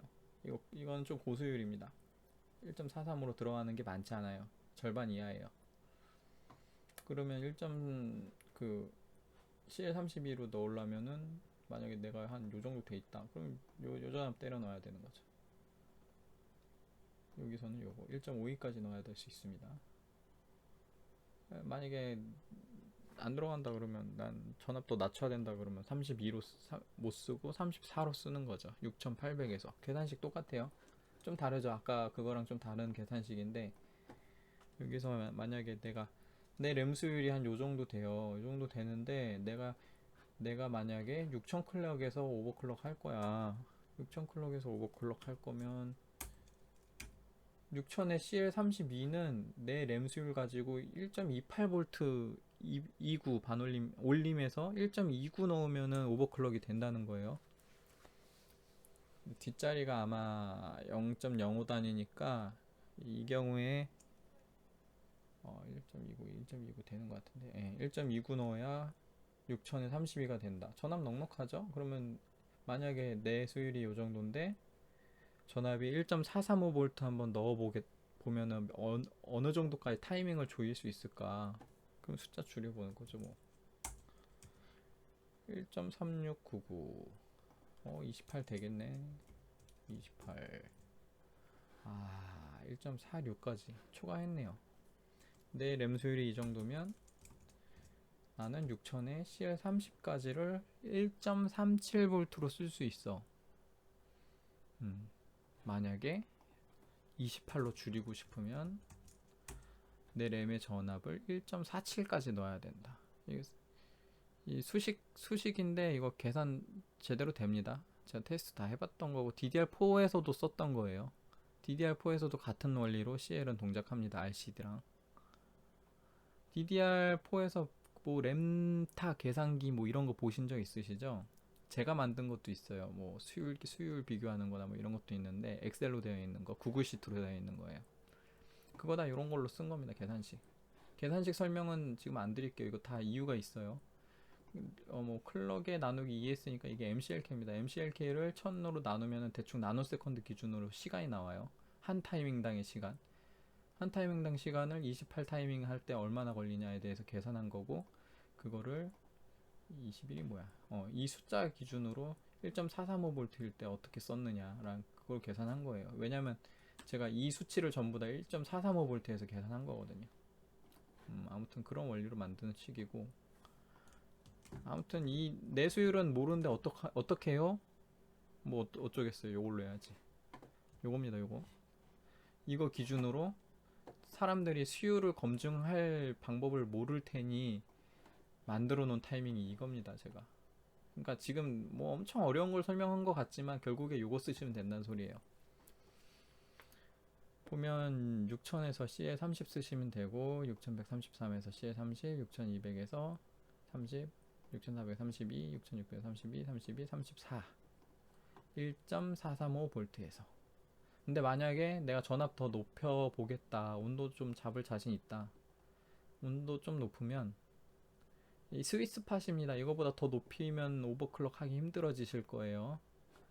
예, 스위스팟 6800CL32가 1.5V 이내, 1.5 때려 넣어도 되고 전압이 낮을수록 좋습니다. 그래서 1.5V 넣어보고 좀 낮춰도 보고 435에서 44, 45, 46, 47, 48, 49, 5까지 넣어보고 1.5에서 안되면 포기하세요. 이 램타 넣고 1.5에서 안되면은 이거 램 타이밍이나 전압 문제가 아닙니다. 보드가 수율이 딸리거나 CPU가 메모리 컨트롤러 수율이 부족하거나 아니면 램 수율이 부족하거나 하드웨어적인 문제예요. 여기 전부 다 이 제시된 전압 이내에 이 타이밍이 제대로 안 돌아가면 전압 싱크가 뭔가 안 맞았거나 이런 전압의 뭐라 그래야 돼, 조화도 중요하고요. 그리고 하드웨어적인 스펙도 중요합니다. DDR5에서는 좀 글로 쓸까? DDR5에서 오버클럭 할 때 중요한 거는 보드 수율, 맨컨 수율, 메모리 컨트롤러 수율, 이거 CPU예요. 그리고 램 수율, 램의 클럭 수율입니다. 왜 클럭 수율이라 얘기하냐면 요건 전압 수율이에요. 이거 전압 수율이고 클럭 수율은 또 달라요. 내 램이 어느 정도 클럭까지 올라가느냐. 전압 수율이 뿔딱일 수 있어요. 뿔딱인데 얘가 클럭이 엄청 잘 들어가 이럴 수도 있어요. 예. 그 원리는 잘 모르겠습니다. 아무튼 램 중에 클럭이 잘 들어가는 애가 있다. 클럭이 잘 들어가는 애가 있고 전압이 낮은 전압에서 해당 클럭 타이밍이 돌아가는 애가 있어요. 그 후자를 전압 수율이라고, 클럭이 잘 들어가는 걸 클럭 수율이라고 합니다. 그래서 제가 3종을 중요하게 생각하는데, 하나가 클럭 수율, 두 번째가 CL 전압 수율, 세 번째가 RCD 수율이에요. 이 세 가지가 잘 조합된 램이 좋은 램입니다. 근데 아무튼 뿔딱 기준으로 지금 잡아놓은 거예요. 이거보다 더 조일 수 있으시면 조이면 좋은데 시작은 요걸로 하시면 돼요. 요거랑 1.435V에서 여기, 그리고 전압 락을 풀었을 때는 좀 더 전압을 넣을 수 있으니 이걸로 써라. 6133에는 왜 위에랑 똑같아요? 이거 1.5V까지 넣어봐야 28 안 들어가서 똑같은 겁니다. 1.5V까지 풀로 당겨봐도 28이 안 들어가요. 6133 뿔딱 기준으로. 근데 내 수율 좀 좋으면 들어갈 수도 있어요. 근데 저는 그거를 대부분 다 되는, 소위 말하는 국민 오버를 만들어 드리기 위해서 만든 타이밍이기 때문에, 제가 얼마 전에 검은 동네에서 어떤 분이 이게 뭐 어떤 분이 유명하신 분이 국민 오버라고 넉넉한 타이밍이라고 설명하신 것 중에 6800에 RCD를 40을 설명하신 걸 봤어요. 40 안 들어갑니다. 들어갈 수도 있는데 40 여기 있어요. 여기 이 정도, 요거보다 여기 위치한 램을 쓰셔야 RCD 40이 들어갑니다. 요 밑에 있는 램 쓰시면 요거 6800에서 에러 죽어도 안 잡혀요. 그렇기 때문에 안전빵은 42입니다. 6800에서 CL 값 상관없이 안전빵은 42예요. 40 넣고 잘 되면 좋아요. 들어갈 수도 있어요. 근데 100%는 아니에요. 42입니다. 이걸 제가 얘기할 수 있는 건 샘플 37개를 써봤기 때문이에요. 제가 램은 한 100개 정도 만졌다고 하는데 이거 다 더해봐야 한 50개? 한 절반 정도는 이거를 하기 전에 그냥 감으로 잘 안 되냐고 처분하고 잘 안 되냐고 처분하고 그래서 날린 거고, 아무튼 37개 샘플에 대해서 요 정도 좀 의미는 있다고 봅니다. 그래서 일단 타이밍은 요걸 쓸 거예요. 이 오버클럭 할 때 타이밍은 이걸 쓸 거고, 오늘 이걸로 보여드릴 겁니다. 그러면 이제 타이밍 정해졌으면 뭐 오버 다 한 거 아니냐? 아니에요. 자, DDR5 오버클럭에는 또 AMD랑 다를 텐데, 이거 인텔 12세대 DDR5 오버클럭에는 전압의 조화가 중요합니다. 무슨 전압이냐? VDD 램 전압이 있고요. VDDQ 이것도 램 전압인데, 램 전압 중에 이 VDDQ라는 거는 셀에 직접적으로 작용하는 전압인데, 이게 자세히 설명하면 복잡해지고요. 이걸로 하드웨어 인풋 기준으로 설명해 드릴게요. 이게 VDD 램 전압이고, 요거 얘기하는 겁니다. 이 두 개 중요하고요. 이 VDD 값하고 VPP 값을 어떻게 잘 조합하면 RCD가 더 조여져요. 조이신 분을 봤어요. 근데 제가 그거에 대한 원리를 100% 파악하지 못했기 때문에 배제하겠습니다. 그러니까 수율은 요걸로 쓰세요. 네. 아무튼 VDDQ랑 VPP랑 VDD랑 그리고 SA 전압, VDD2 전압, 그리고 기가바이트 기준입니다. 요거까지 몇 개죠? 6개. 요 6개가 조합돼야 돼요. DDR5에서 기가바이트는 요 6개 조합, MSI도 이 6개가 조합돼야 됩니다. ASUS는 달라요. ASUS는 뭐 MC 전압도 있고요. 이 TX에 대해서 제가 잘 기억이 안 나네. IVR, VDDQ 뭐 그런 게 있어요. 그게 이겁니다. ASUS에서 얘기하는 VDDQ, IVR 뭐 이런 값이 있는데, 그게 MSI나 기가바이트에서는 VDDQ TX라는 전압이 CPU 쪽에 있어요. CPU 전압입니다. 이 VDDQ 좀 헷갈리죠? 여기 밑에도 VDDQ 있는데 상관관계가 있습니다. 이 세 개는 메모리에 있는 전압이고요. 나머지는, 이거는 메모리 컨트롤러 쪽에 있고, 이거는 보드에서 쓰는 전압이에요. 보드에서 쓰는 전압. CPU 전압, 보드 전압, 메모리 쪽 전압이 조화가 돼야 오버클럭이 안정적으로 들어갑니다. 전압이 막 다르면, 이 전압은 클럭은 주파수로 설명이 되는데 이렇게 하면 제가 좀 못 그리는데, 그래서 줄을 딱 그어가지고 여기는 1이고 여긴 0이야 이렇게 설명하거든요. 주파수가 막 그려지면서 1과 0을 계속 전달하는 거예요. 그런데 주파수가 이제 전압에 따라서 이쁘게 그려질 수도 있고 못생겨지게 그려질 수도 있어요. 이쁘게 그리면은 뭐 이렇게 낼 수도 있는데, 못생기게 그리면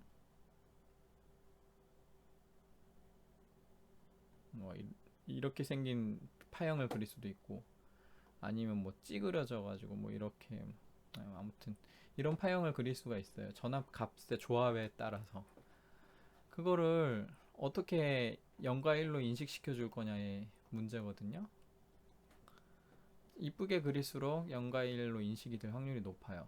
근데 운 좋게 얻어 걸리는 경우도 있고, 이 라인 조합을 잘 맞추다 보면 뭐 이 정도의 100% 성공률을 보이는 그런 전압 세팅을 조화를 만들면 운이 좋게 오버클럭이 성공할 수도 있고. 그래서 전압을 잘 그려줘야. 자, 전압이 CPU에서 마우스로 글씨를 쓰기 때문에 좀 못 씁니다. CPU에서 메모리 컨트롤러에서 보드를 거쳐서, 메인보드를 거쳐서 메모리까지 와요. 메모리에서 클럭 파형에 따라서 작업을 처리하고 처리된 값을 다시 리턴해 줍니다. CPU 쪽으로 다시 보드를 거쳐서. 이 모든 일련의 과정에서 이 이 주파수를 제대로 그려야, 이쁘게 그려야 되거든요. 그게 어려워요. 인텔 쪽에서는 이쁘게 그려주는 거. 그래서 만약에 클럭이 빨라지면, 클럭이 느릴 때는 요렇게 여기서부터 동일한 시간에 요 정도 할 때 요 두 칸을 그렸다면, 클럭이 만약에 빨라지면 이렇게 돼요. 그렇기 때문에 이 클럭이 빨라질수록 이 조화를 맞추기가 어렵습니다. 그래서 클럭이 높아질수록 오버클럭이 어려워지는 거예요. 안정화가 어려워지는 거예요.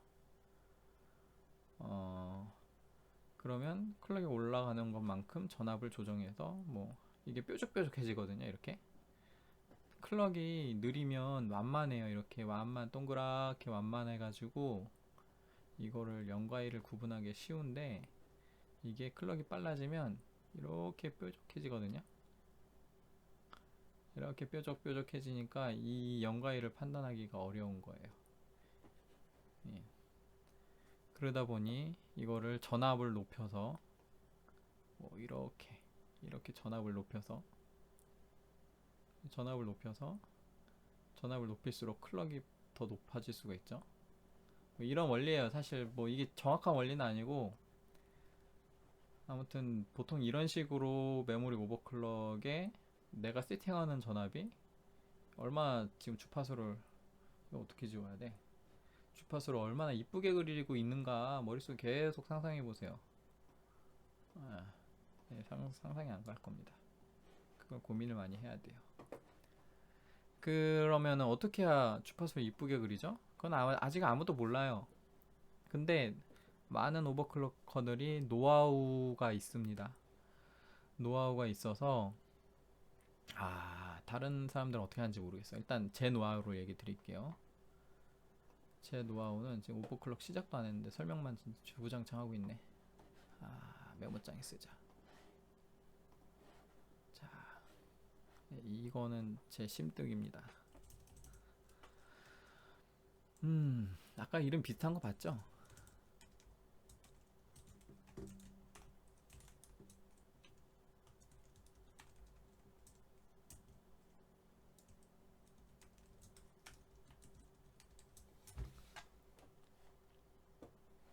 아까 요 전압, 요거랑 요거, 그리고 요거랑 요거, 두 개를 좀 맞춰주는 게 개인적인 경험으로 성공률이 높았어요. 지금 보세요. 지금 1.1V죠. 얘도 1.1V입니다. 좀 튀긴 하는데, 위아래로 좀 튀긴 하는데 1.1V고요. 이 기본 전압이라 그래요.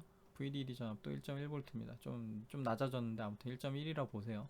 왜냐면 지금 메인보드에서 1.1로 입력을 했는데 좀 위아래로 움직였을 뿐이니까 입력된 건 1.1입니다. 얘도 메인보드에서 1.1로 입력됐어요. 근데 좀 내려갔죠. 예, 계속 변동성이 있어요. 이게 아까 얘기했던 것처럼 전압이 디지털이 아니에요. 디지털이 아니기 때문에 우리는 이걸 디지털로 입력을 하지만 아날로그로 지금 인식되고 있는 거거든요. 그리고 그 다음에 제가 VPP 전압은 사실 이걸 올려서 효용성을 많이 못 봤어요. 그래서 거의 제가 설명할 때는 1.8로 쓰세요. 근데 내가 만약에 제가 여기서 제시한 RCD 값보다 좀 무리하게 좀 적은 값을 썼다면 이 VPP를 건드려서 안정화에 성공하시는 분들도 계시더라고요. 근데 저는 그렇게 성공한 적이 별로 없습니다. 그래서 VPP는 제 설명에선 생략할 거예요. 결국에는 전압 세팅은 5개. 이 SA 전압은 보드 쪽에 전반적인 뭔가 전 필요한 보드 뭐라 그래야지? AMD에서는 VSOC 전압과 같은 건데 이거 중요한 전압이긴 한데 이거 오버클럭 하게 되면 이 SA 전압 되게 높아져요. 막 1.3V 들어가고 1.4V 들어가고 그러거든요. 보통 대부분 메인보드가 이렇게 바뀌어요. 뭔가 오버클럭을 위해서 하나라도 건드리면은 얘 전압이 이렇게 바뀝니다. 그런데 MSI 보드에서 제가 한 SA 전압이 한 1.33, 1.38 뭐 이 사이에 있었을 거예요. 오토 상태일 때, SA가 오토일 때. 그러면 오버클럭을 막 하면 되게 안 되시는 분들 많았는데 제가 이걸 어떻게 찾아냈냐면 좀 찾아보시는 분들은 마법의 0.96V라고 들어보신 적 있으세요? 이거 제가 제일 처음 제시한 전압이거든요. 이게 어떻게 나왔냐면 넌케이 CPU 있잖아요. 얘가 클럭 오버클럭은 안 되는데 메모리 오버클럭은 되잖아요. 그런데 DDR4에서는 얘가 SA 전압이 안 올라가서 DDR4에서는 아마 3600 전후로밖에 오버클럭이 안 될 거예요. 이거 클럭 올리는데 중요한데 SA 전압이. 근데 제가 아까 설명드렸죠. 3600이면은 이게 FCLK가 지금 1800이거든요. FCLK가 1800이면 이거 지금 DDR5에서 오면은 32 그리고 보이세요? 7200까지 되는 겁니다. 돼야 돼요. 근데 뭐 세상은 그렇게 쉽지는 않은데. 그러니까 7200 같은 SI 전압 0.96V 이 넌케이에서 이 3600이 SA 전압이 0.96이 들어가요. 제가 MSI 보드 쓰는데 0.96이 들어가더라고. 넌케이에서 이 이상 안 올라가요. 근데 0.96으로 DDR5에선 7200까지 가능합니다. 이론상 그러면은 7200까지 가능한데 1.3V 1.4V 때려놓고 있으면 이 과전압이에요. 보드에서 아까 파형을 제가 아까 CPU에서 한색이네. CPU에서 보드를 거쳐서 램까지 오는데 여기서 보드가 SA 전압이 엄청 높게 흘러요. 지금은 디폴트 상태에서 몇이에요? 0.9도 안 들어갔죠. 0.9네, 0.9. 디폴트에서 0.9인데 이게 디폴트에 0.9인데 아니 뭐 값 하나만 건드렸다고 막 1.3V 넣고 그래요. 이거가 파형을 이쁘게 그리는데 굉장히 방해를 하는 겁니다. 이게. 그래서 너무 높네. 0.96으로 되는데? 하고 생각하고서 제가 이거를 넌 K가 아니라 그냥 K CPU에서 SA를 0.96을 넣어 봤는데 오버클럭이 되게 잘 되는 겁니다. 그래서 그때부터 마법의 0.96이라고 제가 홍보를 시작했어요. 그리고 많은 사람들이 그 덕을 많이 봤습니다. 0.96 덕을. 그러다 보니 0.96이 많이 퍼졌어요. 근데 보이시죠? 7200. 지금 일반적인 하이닉스 모듈로 인텔 12세대에서 7200 넣는 게 쉽진 않아요. 그 보드를 많이 타는데 7200 들어가는 보드가 많지 않습니다. 거의 없다고 보시면 돼요. 그런데 이게 좀 말이 달라지는 게 하이닉스 A다 있으시잖아요. 7200이 들어갑니다. 그럼 7200보다 높은 전압, 예를 들어 지금 오버클럭 성공하신 분은 7800에서 8000까지 넣으신 분 계시는데 이 A다이로 이 7800에서 8000 넣으려면은 0.96으로 안 돼요. 저도 해봤어요. 더 올려야 돼요. 예, 0.96에 매몰되시면 안 됩니다. 근데 아마 A다이 쓰실 분들은 많지 않을 거니까 일단은 대부분 0.96V MSI 보드 기준입니다. MSI 저 여기 다 0.96 써놨죠. VPP는 제가 아까 말한 것처럼 저는 안 건드립니다. VPP 다 오토로 쓰고 SA 0.96에 요 나머지 전압은 요렇게 써봐라 라는 건데, 가장 베스트는 제가 아까 얘기했던 것처럼 요렇게 쓰면 가장 성공률이 높아요. 여기 좀 1순위, 2순위, 3순위, 4순위, 5순위가 좀 다르긴 한데 이거는 어쨌든 이거에도 상관없는 수준으로 오버가 되기 때문에 제가 이렇게 써놓은 겁니다. 제가 보통 요 전압 가지고 요걸 만들었어요. 요거. 네.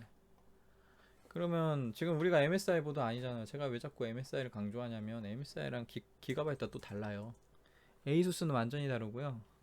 ASUS는 MC 전압이란 걸 써가지고 제가 이 MC 전압의 정체를 모르겠어요. 이거 가지고 한참 고생할 때 제가 ASUS 때려치고 다른 보드로 타키온 보드로 넘어갔기 때문에 저는 ASUS 많이 모릅니다. ASUS 생각하고 싶지도 않아요. 그 ASUS 보드 때문에 너무 고생을 많이 했거든요, 제가.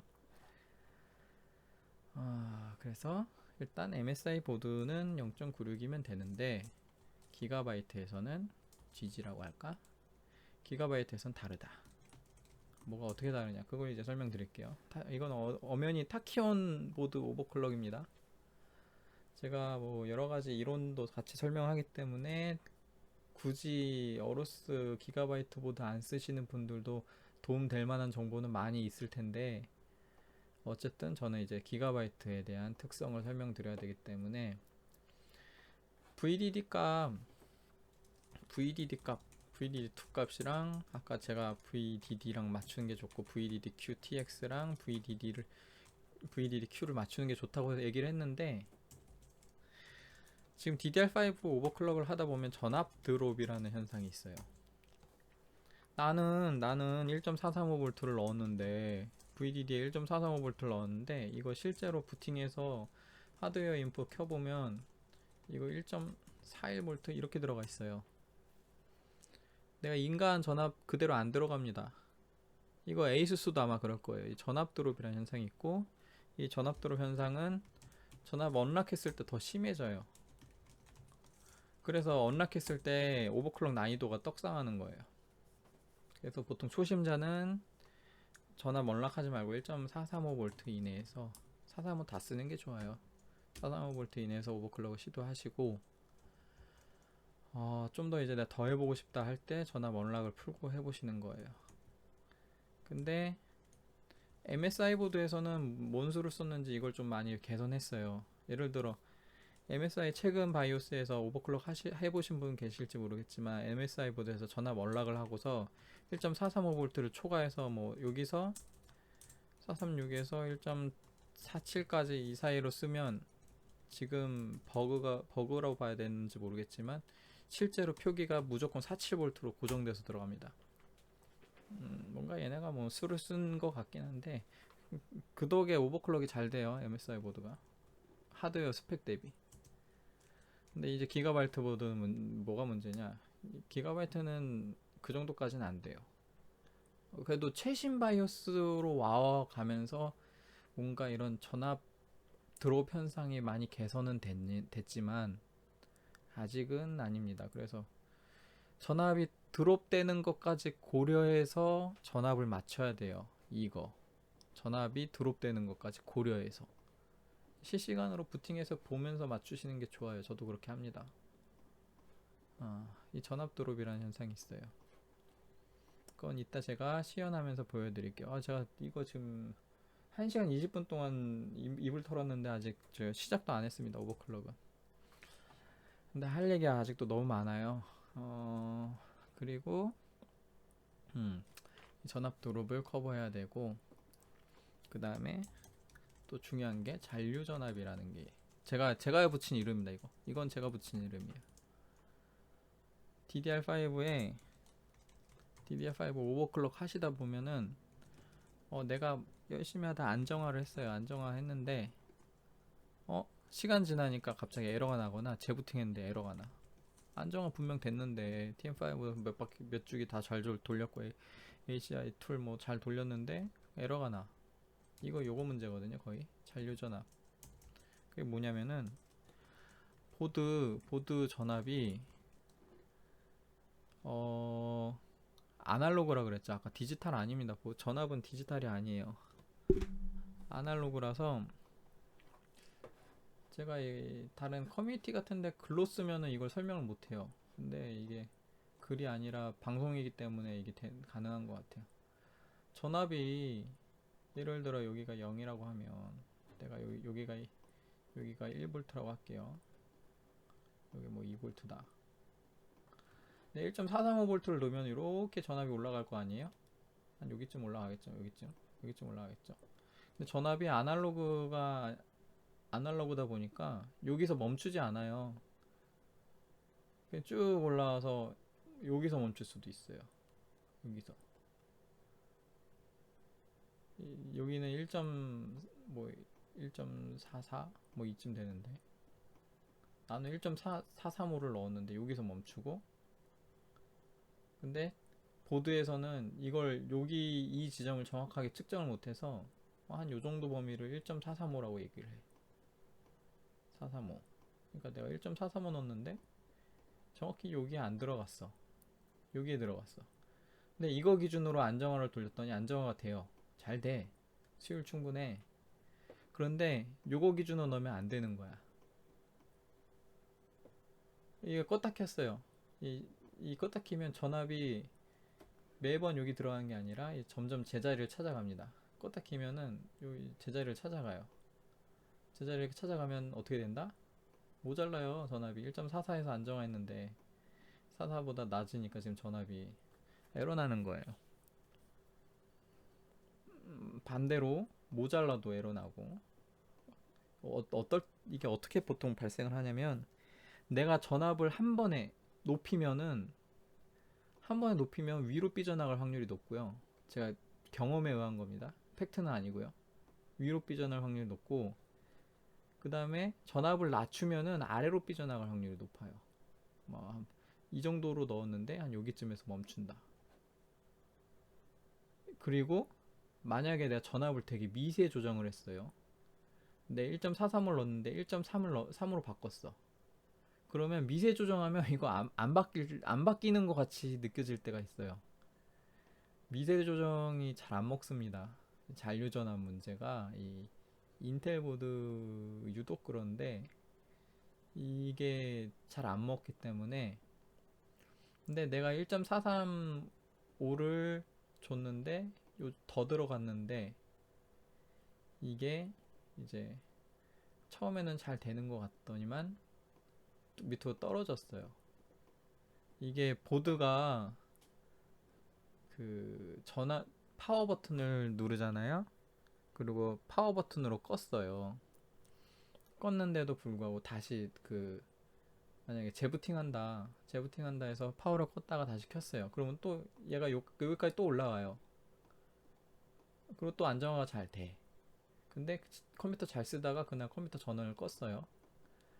그럼 보드에서 점점 빠지다가 다시 부팅했을 때 여기서 부팅이 되는 거야. 그럼 또 에러가 나는 거지. 이게 보드가 PSU 파워예요. 파워 공급 유닛 뭐 이래서 파워 전원을 오프를 안 하잖아요. 그러면 보드에는 전력이 계속 흘러요. 그러니까 메인보드를 전원을 꺼놔도 USB 충전이 되는 이유가 보드에는 전류가 어느 정도 유지됩니다. 한 이 정도. 전원을 꺼도 파워를 꺼도 보드에 파워를 꺼도 이 정도 전류가 계속 유지돼요. 그게 이거를 계속 만드는 거예요. 여기서 멈추는 걸. 근데 이게 장기간 꺼져 있으면 이게 점점 가라앉으면서 다시 부팅했을 때 여기까지 올라올 수가 있는 거죠. 그러니까 틀어지는 거야. 어떻게 해결하느냐? 이 계속 오버 틀어지면 어떻게 오버클럭해요? 내가 오버한 값을 신뢰할 수 없는데. 그래서 많은 사람들이 많은 선구자들이 오버클럭 할 때 찾아낸 게 요겁니다. 요거. 매번 오버클럭을 할 때 PSU 파워를 꺼라. 껐다가 다시 키는 거예요. 되게 불편하죠. 근데 어쩔 수 없습니다. 요거 빼야 되거든요. 매번 오버클럭 할 때 이걸 빼줘야 돼요. 얼만큼 끄냐? 저는 한 10초라고 얘기합니다. 제가 파워 끄고 속으로 하나, 둘, 셋, 넷, 다섯, 여섯, 일곱, 여덟, 아홉, 열 세고 다시 킵니다. 그런데 정확히 얘기하면은 파워 버튼에 타키온 같은 경우 LED가 들어와 있어요. 보드에 파워 버튼이 있어요. 보드에 보면 여기쯤 파워 버튼이 있고 여기 LED 이렇게 생겨가지고 LED가 불이 계속 들어와 있는데 PSU를 끄면은 한참 기다리면 얘가 꺼집니다. 불이 꺼져요. 그러면 이제 전압 다 떨어진 거예요. 그때 키면 돼요. 10초 조금 안 돼요. 그래서 제 생각에는 항상 10초 정도 껐다 킨다. 언제 껐다 키냐면 전압 바꿀 때 무조건 조금 바꾸든 크게 바꾸든. 그리고 웬만하면 이거 좀 귀찮으면 좀 한 번에 짜잘하게 바꾸면 1도 반영 안 돼요. 아까 제가 설명했죠. 0.35를 0.3으로 바꿔도 요놈이 요놈이고 요놈이 요놈이라 잘 안 바뀐다. 근데 만약에 0.435를 0.3으로 바꿨다. 그럼 얘가 갑자기 뚝쭉 떨어지면서 한 요 정도 떨어지면서 한 조금 더 내려갔다. 뭐 이런 게 발생할 수 있는데 아무튼 전압 수치는 미세하게 바꾸면 더 안 먹습니다. 바꾸려면 화끈하게 한 번에 팍팍 바꿔야지. 그래도 PSU는 껐다 키는 걸 추천해요. 어디서? 에이수스랑 기가바이트에서는.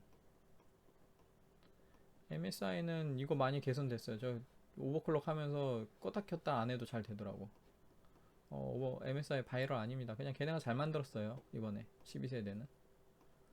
제가 MSI 칭찬 많이 해서 MSI 사신 분 많을 겁니다. MSI 이 정도면은 예, 제가 많이 도와준 것 같은데 아무튼 그래서 기가바이트에서는 잔류 전압 문제가 있어요. 타키온보드 오버클럭 할 때. 그리고 이렇게 한 번에 전압이 크게 변하는 경우에 이게 다른 보드에서도 그런지 모르겠는데 타키온보드에서는 유독 요 전압 밑에 요 Q 코드라고 여기 숫자 2개 나와 있는 거예요. 숫자나 ABCD 영어로 이렇게 2개 나와 있는 이게 지금 보드에 현재 돌아가는 상황을 알려주는 Q 코드라 그러는데 Q 코드는 오버클럭 하면서 계속 보는 게 좋습니다. 그래서 만약에 부팅할 때 이 Q 코드가 일정 패턴으로 계속 돌아가다가 97 뜨면 이제 그때부터 부팅이 돼요.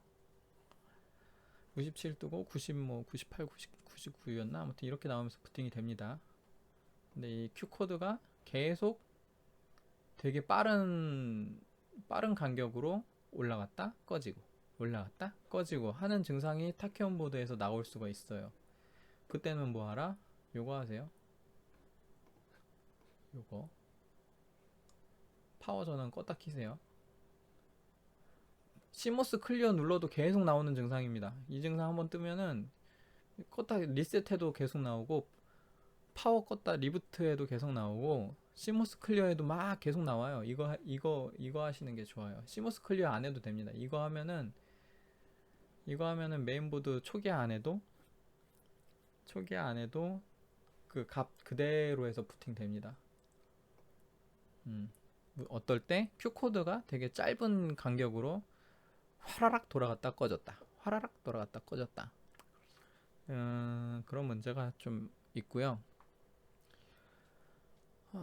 그리고 여기 버튼 4개 있는데 이 림프 모드라는 거 뭐 잘 안 될 때 이 림프 모드라는 거거든요. 버튼 여기 이렇게 4개가 있는데 요 위치 좌측 상단에 하얀색 버튼입니다. 이거 되게 유용해요. 이거 림프 모드 제가 이전 영상에서 설명했죠. 이거 하면은 오버클럭 실패해도 메인보드 세팅값 그대로 유지한 상태에서 부팅이 초기화 값으로 부팅이 됩니다.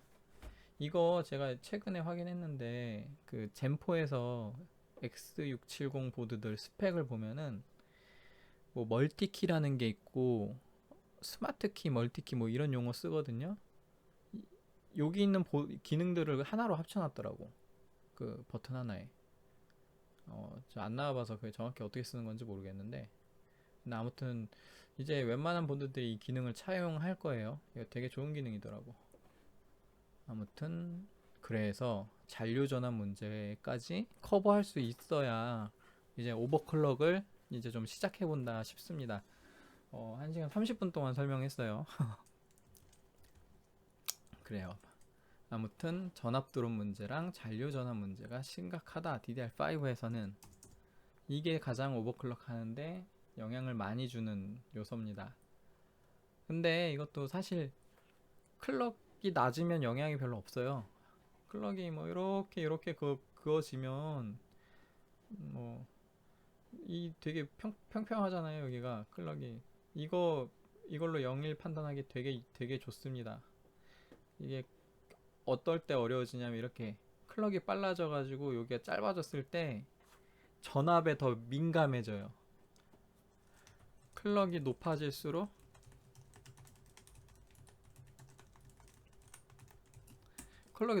전압 민감성이 올라가서 제가 아까 얘기했던 것처럼 전압 드롭이니 잔류 전압이니 하는 거에 영향을 많이 받습니다.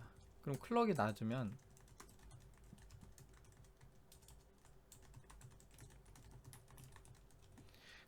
전압 민감성이 낮아요. 그 말은 뭐냐면 대충 넣어도 들어간다는 소리예요. 제가 아까 DDR5 오버 쉽다 그랬죠. 대충 넣어도 들어가서 어느 정도로 대충 넣어 들어가냐면 이제부터 정말 오버클럭 보여드릴 겁니다. 여기까지 보신 분들 중에 혹시 높아지면 얘기 드리는데 시모스 클리어 바이오스 저장하고 불러오기 못하시는 분 계시면 이거 먼저 배우세요. 시모스 클리어 하는 방법, 바이오스 저장했다가 불러오는 방법. 오버클럭은 항상 이게 대비되어 있어야 됩니다. 안 그러면 보드 먹통됐을 때 방법이 없어요. 여기서 몇 가지 더 첨가하자면 기가바이트 기준으로 Q플래시라고 하죠. 바이오스 먹통됐을 때 바이오스 재설치하는 겁니다. 어떻게 부팅 안 하고 그냥 전압만 연결해서 USB 꽂아요. 메인보드에 이제 Q플래시 USB에다가 그 바이오스가 담긴 파일을 넣고 USB를 꼽아. 그러고 나서 Q플래시 버튼을 딱 누르면 바이오스가 설치가 됩니다. 바이오스는 꼭 이름을 요걸로 바꿔서 루트에 넣어줘야 돼요. 이거는 Q 플러스 관련된 매뉴얼을 읽어보세요. 그 기가바이트 서포트 다운로드 하는데 들어가면 매뉴얼 쪽에 아마 Q 플러시 하는 매뉴얼이 다 있을 겁니다. 뭐 제가 시간 되면 이것도 영상 한번 찍어 볼게요. 아무튼 이 Q 플래시 하는 방법과 시모스 클리어는 기본적이고 바이오스 세이브 로드 하는 방법 배우셔야 되고 림프 모드 있는 타키온 보드인 경우에 이거 쓸 일이 많이 없을 수는 있어요. 근데 기본입니다. 오버클럭 하시는 분들은 이건 기본으로 할 줄 아셔야 되고 이건 좀 빈번하지 않은 케이스인데 이것도 할 줄 아시면 좋고 그 다음에 윈도우 뻥날 수 있어요. 윈도우 재설치 준비되어 있으면 좋습니다. 윈도우 설치용 USB.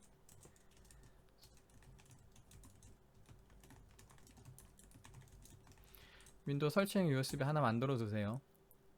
그리고 이제 윈도우가 깔려 있는 C 드라이브에 중요한 파일들 전부 다 C를 파티션을 나누던 다른 드라이브를 준비하던 아무튼 D 드라이브 뭐 OS 안 깔린 대로 다 옮기세요. 중요한 파일들. 왜냐면 얘 뻥나면은 재설치해야 됩니다. 포맷해야 돼요.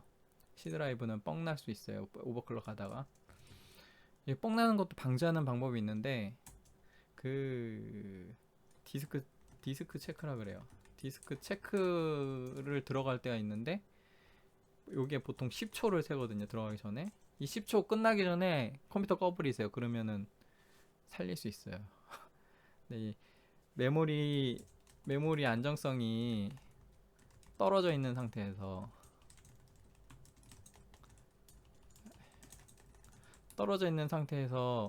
디스크 체크를 들어가잖아요.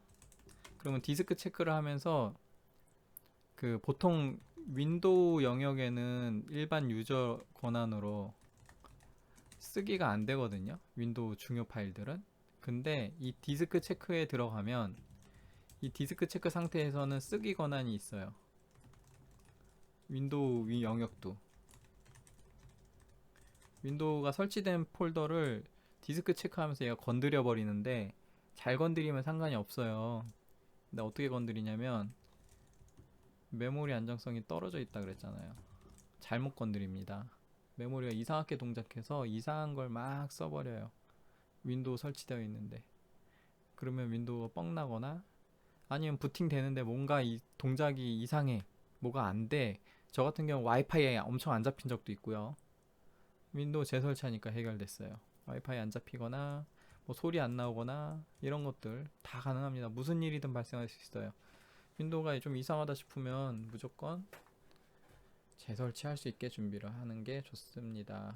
재설치 꼭 나는 프로그램 많이 설치했는데 어떡해요? 다시 깔아야죠 뭐. 저 이거 오버클럭용 프로그램 이런 거 있잖아요. 전부 다 D 드라이브 있습니다. 재설치하면은 바로 가기만 다 여기다 옮겨 놓는 거예요. 근데 정말 나는 프로그램이 정말 많다. 그럼 이미지 떠나야지 뭐.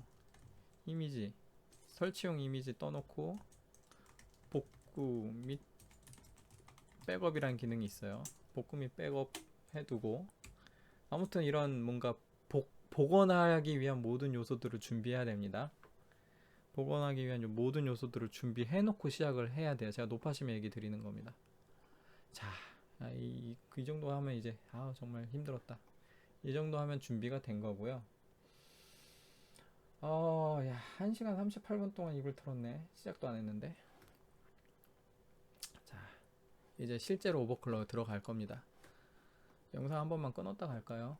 바로 촬영할 거니까 업로드는 걱정 안 하셔도 되는데 영상 한 번만 끊었다 갈게요. 너무 파일이 용량이 커지면은 저도 부담스러우니까 다음 영상 이제 실제로 오버클럭 들어가면은 이제 더 오래 걸릴 수 있습니다. 그래서 영상 한 번만 끊었다 갈게요.